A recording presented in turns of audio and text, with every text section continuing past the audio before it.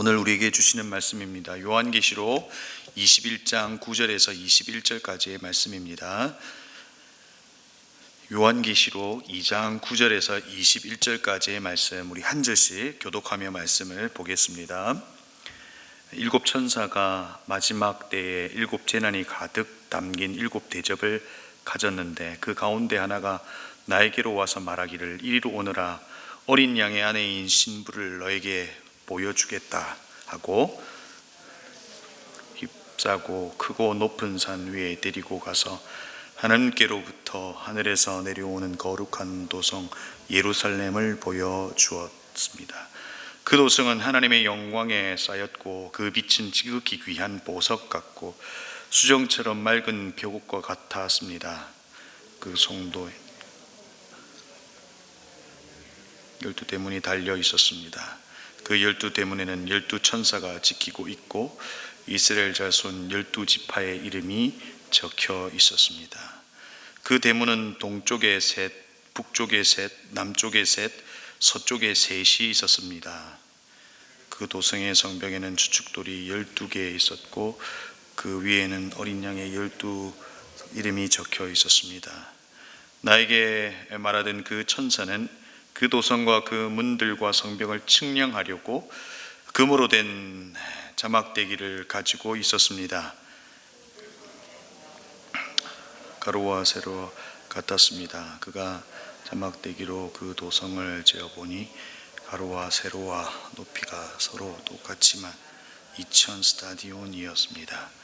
또 그 성벽을 재어보니 사람의 치수로 144 규빗이었는데 그것은 천사의 치수이기도 합니다. 그 성벽은 벽으로 쌓았고 도성은 맑은 수정과 같은 순금으로 되어 있었습니다.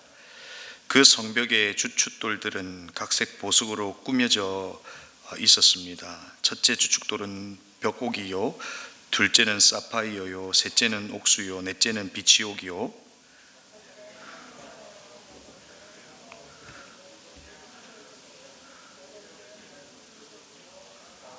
청옥이요, 12째는 자수정이었다. 함께 읽겠습니다. 또 12대문은 12진주로 되어 있는데 그 대문들이 각각 진주 한 개로 되어 있었습니다. 도시의 넓은 거리는 맑은 수정과 같은 순금이었습니다. 아멘. 제가 결혼을 하고 신혼여행을 좀 특별하게 갔으면 좋겠다 하고 여러분 홍콩으로 갔습니다. 가이드로 간 것이 아니라 책을 보고 간 겁니다.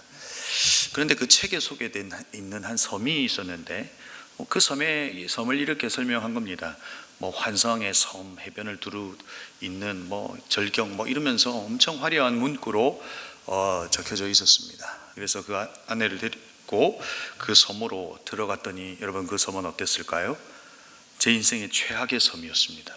실제 그 책에서 기록한 대로가 아니었던 겁니다. 진짜 그냥 아무것도 없는 섬이었습니다.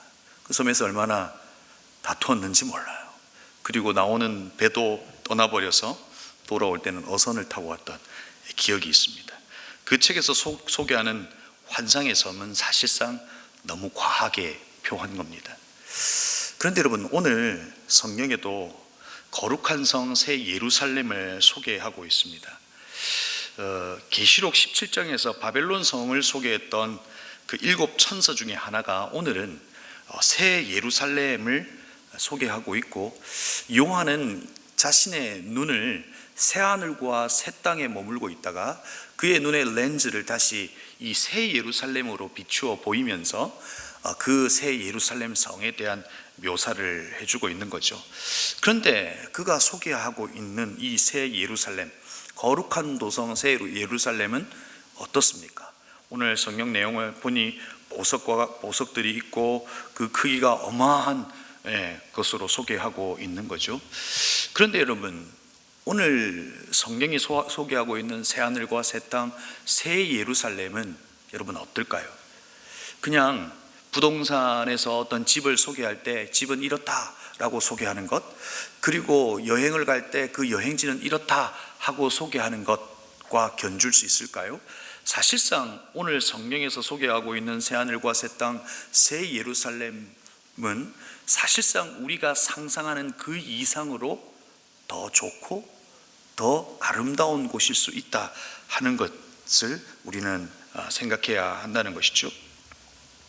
여러분, 오늘 새 예루살렘에 대한 이야기를 하고 있는데, 새 예루살렘을 이야기한다면 옛 예루살렘은 어땠을까 하는 생각을 해보아야죠. 이스라엘 백성들에게 있어서는 예루살렘이 그들에게는 정말 중요한 장소적인 또 그들의 신앙적인 그 위치에 있는 곳이었을 겁니다. 당시 1세기 성도들에게 이 예루살렘이라고 하는 이 단어가 떠올랐을 때는 그들에게는 어떤 마음이 있었을까 하는 것이죠. 오늘 이 요한계시록은 AD 90년경에 쓰여졌습니다. 그리고 그 성경이 쓰여지기 20년 전에 이미 옛 예루살렘은 파괴가 된 거죠. 그런데 에스겔에서 예언하고 있는 새 예루살렘에 대한 이야기를 오늘 이야기를 하고 있는 거죠. 그들에게 이 새 예루살렘에 대한 이야기가 들렸을 때 어떤 마음이 들었을까 하는 것을 우리가 한번 생각해 보면서 오늘 말씀에 보면 좋겠다 하는 것입니다. 그런데 여러분, 오늘 이 성경이 이야기하고 있는 이 거룩한 성 새 예루살렘은 어떤 곳일까 하는 것입니다. 오늘은 그곳에 있는 이 지장하고 있는 것들을 소개하고 있고 그 크기를 설명하고 있지만, 사실상 오늘 소개하고 있는 이 새 예루살렘은 우리가 맞이하게 될 어떤 물리적인 공간을 이야기하고 있는 것이 아니라 그곳은 이와 같다라고 하는 것을 이야기하고 있는 것이죠. 여러분, 예루살렘 성과 반대로 요한계시록 17장에 소개되었던 바벨론은 어떤 땅이었습니까? 인간의 욕망으로 지어진, 만들어낸 이 바벨론 성 아닙니까? 더 높아지고 싶고 더 커지고 싶었던 그 인간의 욕망으로 만들어낸 바벨론 성이라면, 오늘 이 새 예루살렘 성은 어떻게 소개합니까? 하늘에서 내려왔다라고 이야기하고 또 거룩한 도성이라고 이야기합니다. 그러니까 세상의 가치는 크고 높은 것으로 이야기하지만, 오늘 이 천사로부터 소개하는 이 예루살렘 성은 크고 넓고 화려하고 사실상 이런 것이 아니라 그 도성은 거룩하다는 겁니다. 그리고 하늘에서 내려왔다는 겁니다.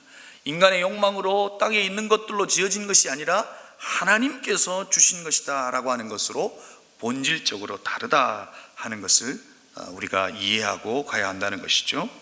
그러면 오늘 이 예루살렘 성은 어떤 곳일까요? 여러분, 오늘 우리가 어제 보았던 2절 말씀에서도 거룩한 새하늘과 새 땅을 이야기하면서 새 예루살렘을 소개하지만 그 성은 거룩한 성이라고 이야기하고 어린 양의 신부와 같다고 이야기합니다. 여러분, 어린 양의 신부는 누구입니까? 어린 양의 신부는 바로 우리를 이야기하고 있는 겁니다. 저와 여러분을 이야기하고 있고 교회를 이야기하고 있는 겁니다. 바로 새 예루살렘은 어떤 물리적인 장소가 아니라 바로 교회이고 우리다라고 하는 것을 이해할 수 있는 것이죠. 그런데 여러분, 오늘 새 예루살렘의 모습을 묘사하고 있는데, 첫 번째로 그곳에 어떤 이야기를 하고 있는 겁니까? 오늘 11절에 보면 그 도성은 영광에 쌓여 있고 빛은 지극히 귀한 보석 같고 수정처럼 맑은 벽옥 같다라고 이야기하고 있고, 그 성벽에 있는 이 12문에 대한 이야기, 그리고 그 문의 위치에 대한 이야기, 그리고 그 주축돌에 적혀 있는 12사도의 이름의 이야기, 그리고 그 성벽과 성전을 측량했는데 그 측량한 크기의 이야기를 하고 있죠. 여러분, 무엇을 이야기하고 있을까요? 오늘 내 문들의 방향을 이야기하고 있습니다. 13절에 보면 동, 북, 남, 서 이렇게 이야기하고 있고, 에스겔 48장에서는 동북, 남서, 민수기 2장에서는 동남, 서북 이렇게 이야기하고 있는데, 그 위치는 다를지라도 오늘 여기에서 말하고 있는 예루살렘 성은 어떠하다는 겁니까? 그만큼 견고하고 안전하고 완전하다는 겁니다. 20년 전에 옛 예루살렘은 파괴될 수밖에 없었지만 새 예루살렘은 가장 견고하고 안전하다라고 하는 것을 이야기하고 있는 거죠. 그리고 새 예루살렘을 측량하는데 그 수치가 12의 배수인 12,000 스타디온이라고 소개합니다. 그 길이로 따지면 2,400km 정도 되는 겁니다.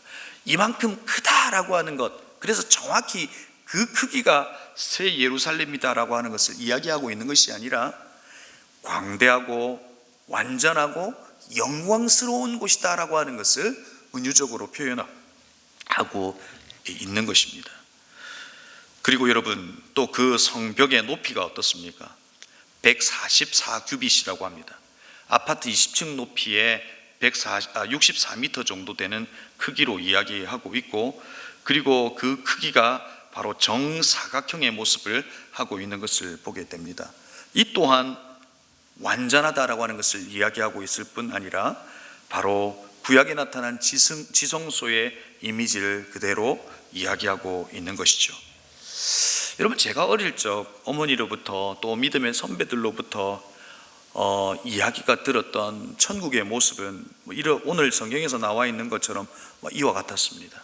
어떻다고 이야기했습니까? 천국에 가면 길이 금으로 되어 있고 믿음에 따라서 그 집이 다르다, 이런 이야기를 들었어요. 그래서 믿음이 좋은 사람은 이 다이아몬드로 이렇게 막 집이 지어져 있고, 그렇지 못한 사람은 은으로 되어 있고, 정말 그럴까요, 여러분? 여러분, 세상의 가치로 오늘 그 부분을 사실상 설명하고 있지만, 이 땅을 살아가는 이들이 그 세상은 그만큼 좋았으면 좋겠다라고 하는 바람 속에서 사실상 이야기하고 있는 것이죠. 정말 금으로 세상의 가치로 가장 좋은 곳으로 되어 있는 곳일까요? 아니요.